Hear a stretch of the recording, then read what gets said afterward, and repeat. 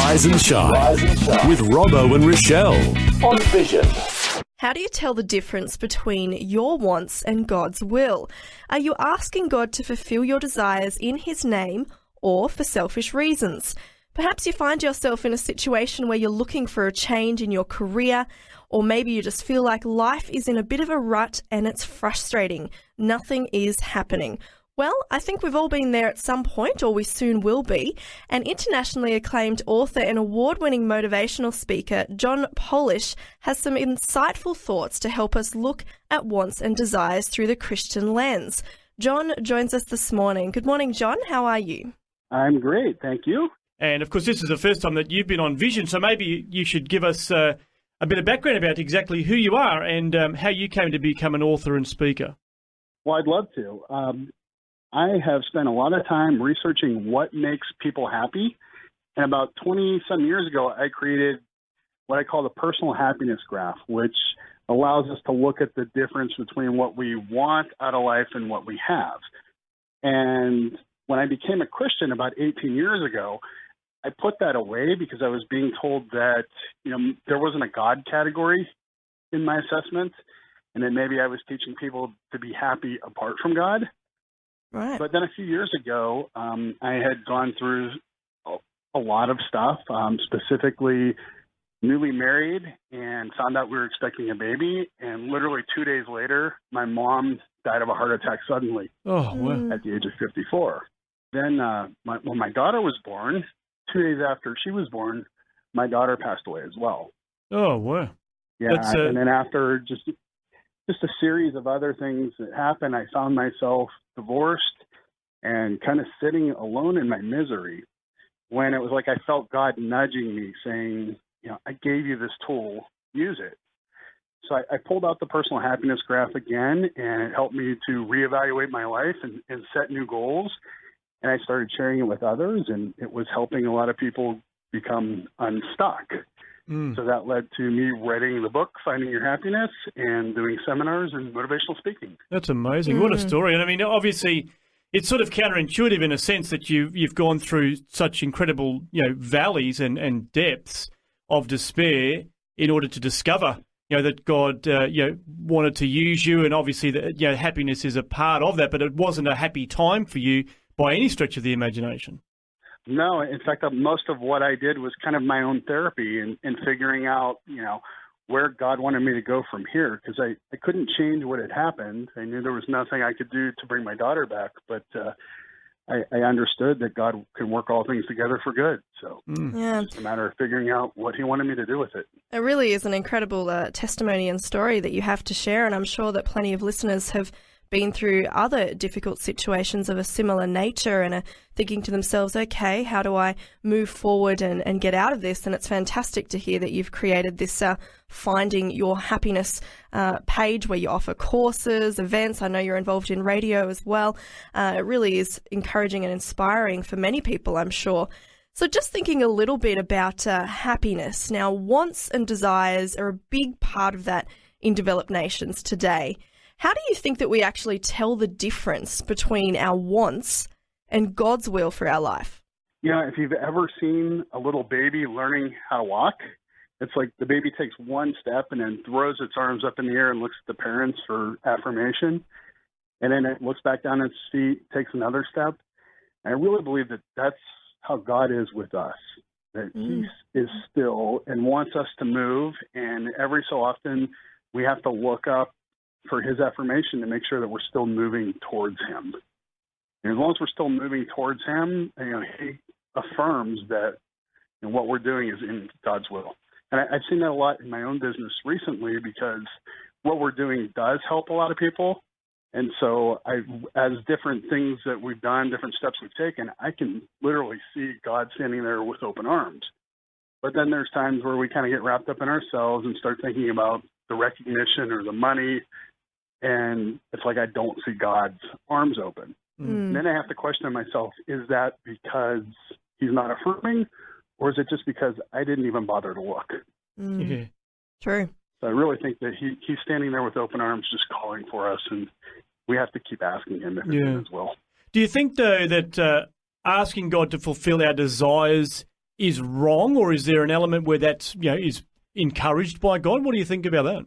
Oh, I think it's absolutely right. Matthew 7 clearly states, ask, and it will be given to you. Seek, and you will find. Knock, and the door will open. In John, we read an awful lot about whatever you ask for in my name will be given to you. And one of the verses that I love is Jeremiah 29:11. I used to look at it as the prosperity verse. I know the plans I have for you, declares the Lord, plans to prosper you, not to harm you, plans to give you a hope and a future. And I used to read that and think, well, God wants to give me the desires in my heart.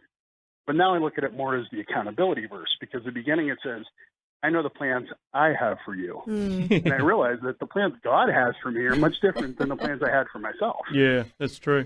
Yeah, I've got a family member sort of going through a situation like this at the moment, and they really, really, really want a change in career, and it's something we've been praying about for them. The family's been praying about it, and every opportunity, it just seems like it's not working out. Do you think in those situations it can be a sign as a no from God, or do you think it's a not now? What advice would you have for people who are sort of maybe sitting in that limbo stage of they really feel a pull to a new area, but nothing is working out? In my corporate speeches, I talk an awful lot about roadblocks, detours, and collisions. And those are the things that literally stop us in our tracks and force us to look in a new direction. And sometimes they're roadblocks where God is literally saying, don't go any further, look in this new direction because I have something greater for you here. But other times they're just detours. And like even in 1 Peter, he talks about that we may have to suffer all kinds of grief to prove that we have a genuineness of faith. And I think if you ask anybody that's successful, they'll tell you that they really appreciate the adversity and stuff that they had to go through to get there. And then there's other times where God, it's a collision. He just brings us to our knees to get our attention. So it's not always a no. Sometimes God has a different plan for us, but sometimes he wants to take us through a few things, to make us sharper. So for someone maybe that's feeling that unhappiness in, whether it be a career or desiring a change in their life, what sort of biblical advice can you offer for someone that's in that position, looking for a change, but, that answer hasn't come yet, the door hasn't opened for them yet? The first thing that we do here is go back and complete the personal happiness graph, because it points out what areas your discontent is in. So it could be that, you're unhappy with your job because of the actual work itself. It could be people, activities. It could be that you're not getting paid enough, or simply that you're in the wrong environment. So figuring out where your discontent lies first. And then the Bible speaks an awful lot to each of those 5 praise categories and, telling us where we should be looking. And what I find a lot of times, though, is that a lot of people take jobs because they need the money, but they're not really working in their area of giftedness. Yeah. And so like in Romans 12, we talk about spiritual gifts, and, if we're called to serve, we're given the gift of serving, we should serve. We're given the gift of teaching, we should teach. And then 2 Peter tells us to confirm our calling. So sometimes we're actually working in our area of giftedness, but maybe we're in the wrong environment or around the wrong people. And that's where, in my own life, I have the gift of teaching. So I've been a public school teacher for 15 years, but now I feel God calling me to an even higher calling to teach the finding your happiness to people. And that's where, like, even in Luke, it says, whoever's trusted with very little can be trusted with much. So it tells me, even though you're using your gift, maybe God wants to bless you even more in a different environment. That's interesting. I think sometimes it may mean thinking outside the box. Like you say, if you're a teacher, you just think, well, I'm just always going to be a teacher. But as you've found, it could be in a different area, but still using your teaching gift. So, you could say, well, okay, I'm going to change tracks here, and you could potentially look at, okay, maybe tertiary education, or like you've gone into public speaking, motivational speaking. So I guess it's a matter of saying to God, maybe lift my eyes, or take away the blinkers, or take away the that expectation of this is how my life's going to track out, and show me the bigger picture.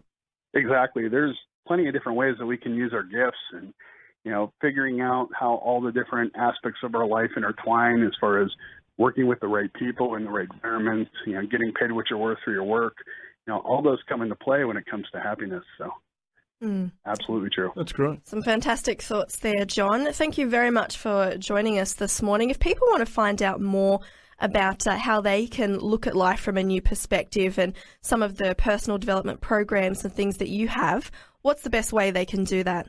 All of our programs are available to see on findingyourhappiness.org. And we have live workshops. We also have an online course available as well. And then my other website is johnpolish.com. And you can like us at Finding Your Happiness on Facebook as well. Lots of options there. Findingyourhappiness.org. I've seen you've got some YouTube videos floating around on the interwebs as well. So lots of options to find John Polish. So, mate, great to talk to you today. I hope that we get to speak again. And thanks so much for your time. Yeah, and Finding Your Happiness book is also available on Amazon.com. So, fantastic. Thank you so much, John. I appreciate it. Thank you, guys. God bless.